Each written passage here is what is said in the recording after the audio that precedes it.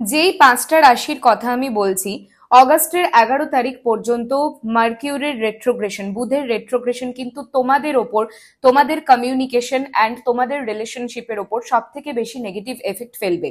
কাজে এই পুরো টাইম ফ্রেমটা তোমাদের এক্সটার্নাল কমিউনিকেশনের জন্য একদমই ভালো নয়। তো যে কোনো রকমের আর্গুমেন্টস এর থেকে নিজেদেরকে দূরে রাখো। হতে পারে যে তোমরা উল্টো দিকের মানুষগুলোর ভালোর জন্যই কোনো কথা বলছো বা তাদের ইন্টারেস্টে তোমরা কোনো কথা বলছো, কিন্তু তাও তারা তোমাদেরকে ভুল বুঝবে। রিলেশনশিপ ওরিয়েন্টেড কোনো রকমের ভাইটাল ডিসিশনস তো এই টাইমে একদম নিও না। স্পেশালি পাস্টের থেকে যদি কেউ আবার ফিরে আসতে চায় সেই দিকেও একদম যেও না। বরং এই যে মার্কিউরি রেট্রোগ্রেশনের টাইম ফ্রেমটা আছে, এটা নিজেদের ওপরে কাজে লাগাও।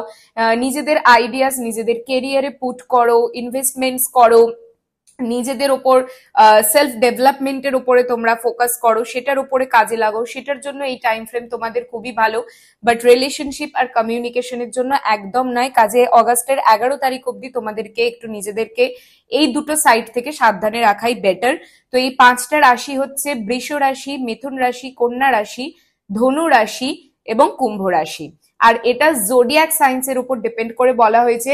জোডিয়াক সায়েন্স মানে শুধু ডেট অফ বার্থের উপর ডিপেন্ড করে যে জোডিয়াক সাইন আমরা ডিরাইভ করি সেটা, এটা মুন সাইন বা অ্যাসেন্ডিং সাইনের ওপর নয়। ঠিক আছে, কাজে রিলটা সেভ করো আর সবার সঙ্গে শেয়ার করে দাও।